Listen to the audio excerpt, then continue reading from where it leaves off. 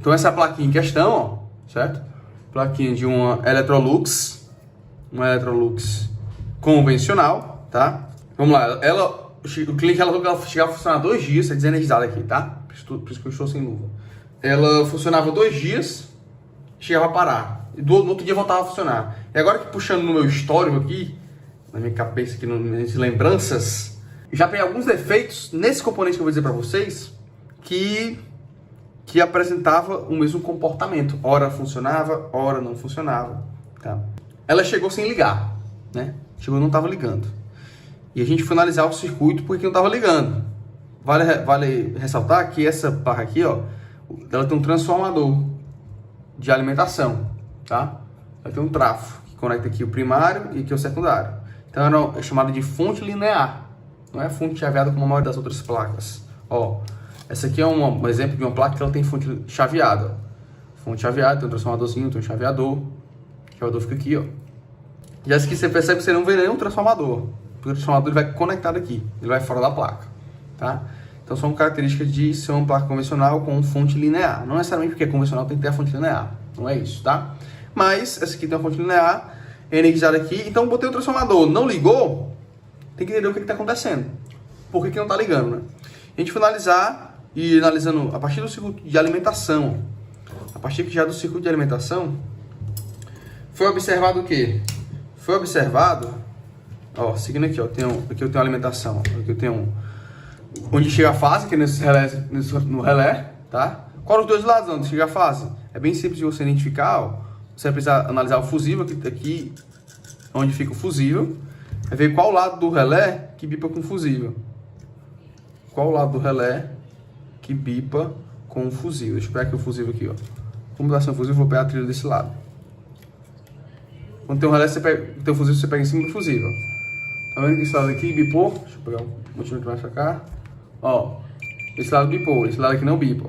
Bipar quer dizer que tem continuidade, tá? Esse aqui tem continuidade, esse aqui não tem. Então esse aqui tem continuidade, e então vai a fase nele aqui. No caso, para energizar, tem que colocar o fusível, tá? Sem fusível ela não vai energizar. E aqui vai o neutro. Vou seguindo aqui a análise, ó. Da fase vem pra cá, pra esse pino, tá? Aqui tá aberta aqui a trilha, ó. Tá até aberta aqui, que é uma sucata nossa, tá? Era uma placa igual a essa do cliente. E aqui vem o neutro, vem pra cá, pra esse componente, ó. Aqui vem neutro, aqui vem fase. Aqui, ó. Aqui vem neutro, aqui vem fase. Isso aqui é um componente. Que componente é esse, ó? Tem um Z aqui escrito nele. Tem um Zzinho bem que assim, ó. Tem o ZR, ZR1 bem que assim, ó. ZR1, tá? E aqui tem um símbolo de quê? Aqui tem um símbolozinho do varistor. Vamos entender como é que o varistor funciona. Ó, vamos entender como é que o varistor funciona. Agora vamos para a lousa. Vamos para a lousa entender como é que o varistor funciona. Ó, o varistor funciona da seguinte maneira. Vocês viram que tem fase. Vou melhorar aqui. Fase e neutro. Da fase, vem e passa pelo fusível. E segue aqui. Depois foi para o lado do varistor. Vou deixar aqui o varistor. E o outro lado do varistor vem do neutro. Então, entre o fase e o neutro, fica o varistor, certo? Fica o varistor, pronto. E aqui segue o circuito, tá? Vai alimentar a placa. Então, o varistor está aqui nessa posição. O que acontece? O defeito estava nesse varistor, tá? O defeito estava no varistor. Como é que o varistor funciona? Como é que ele deve funcionar? Ele está aqui, você vai medir ele é para dar aberto, tá? Bom igual a aberto. Ruim igual a curto ou fuga. Deixa eu explicar melhor. Quando você mede a resistência dele, daqui para cá, ó, e a resistência dele, dos dois pinos dele, já vou medir na prática, tá? Ele tem que dar aberto, ou uma resistência muito alta, ou alta resistência. Acabei não aqui. Resistência. Certo? Ou alta resistência. Eu medi aqui, tem que dar aberto ou uma alta resistência. Quando tá bom, ou é aberto ou alta resistência. Se tiver ruim, ele pode entrar em curto, ou ele pode entrar em fuga. Fuga é quando?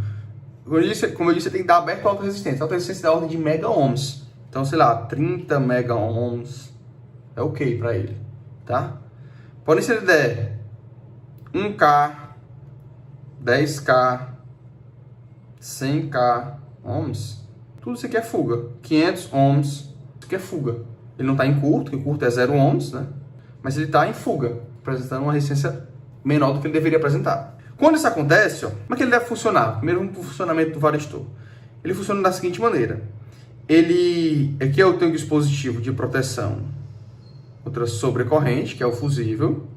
E aqui eu tenho um dispositivo que é para proteger contra sobretensão. Se a tensão entre fase e neutro, que geralmente é 220 volts, se alterar, for para 300 volts, for para uma tensão muito alta, eu posso ter tensão muito alta aqui e não necessariamente puxar uma corrente muito alta.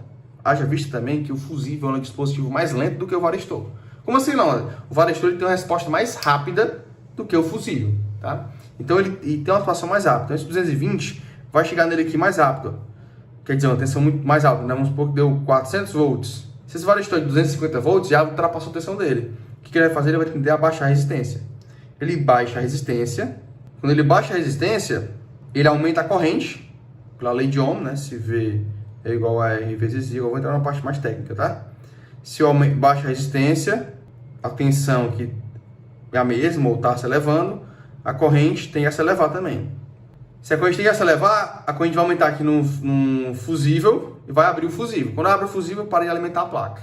Então, o varestor ele baixa a resistência para aumentar a corrente e queimar o fusível. É assim que ele trabalha. Às vezes ele vai e volta. Às vezes ele queima. Ele vai e morre, né? Ele baixa a resistência e não volta mais. Que é o caso do que a gente estava aqui. O que a gente estava aqui estava dando 500 ohms da placa dessa daqui. Como eu estava dando 500 ohms, era uma fuga.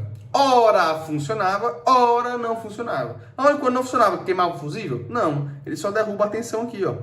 Então a corrente que vem aqui, vou botar aqui em azul a corrente. Uma corrente que vem aqui, vamos supor de 5 amperes, que deveria ir toda para a placa, 5 amperes, vai ser dividida aqui, ó, para cá. Vai passar, sei lá, 3 amperes aqui e 2 amperes aqui. E a placa com 2 amperes não liga. Por exemplo, isso é um exemplo, números hipotéticos, tá?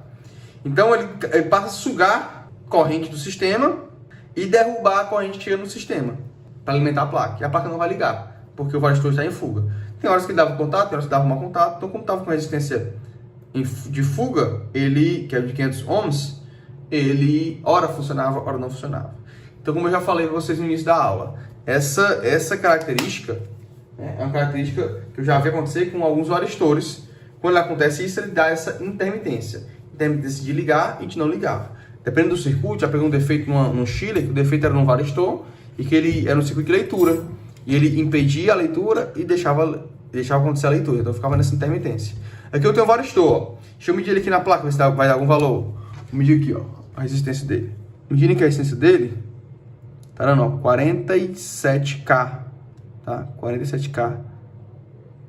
60K na placa. Eu vou tirar ele aqui, tá? Saiu já. Tirei ele aqui. Tem a especificação dele aqui, tá? Ó. Leg 680K. Vou medir ele aqui fora da placa. Lembrando que isso aqui não é sucata nosso. Pode estar ruim, tá? Meço dos 2 pinos dele, a resistência dele. 63K. Enfim, tá meio intermitente.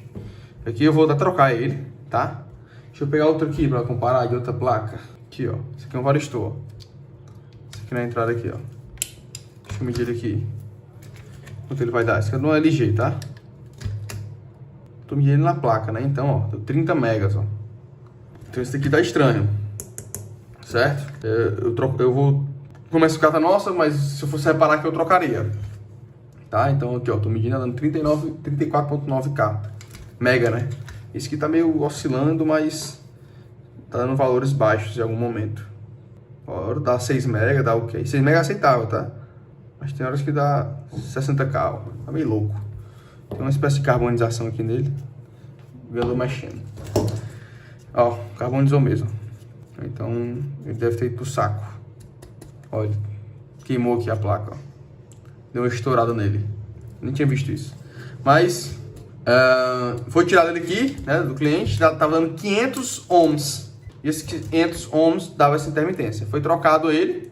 Ao trocar esse varestor, a máquina voltou a ligar em constância, né? Ligar sem apresentar mais nenhum problema de não ligar, de intermitência, tá? Então fica essa dica, ó. De novo, que tá parecendo, é muito fácil, né?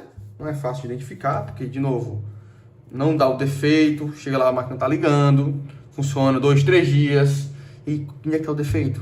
O que é que faz desligar? Várias coisas, vários componentes aqui do circuito de fonte pode fazer essa placa não ligar.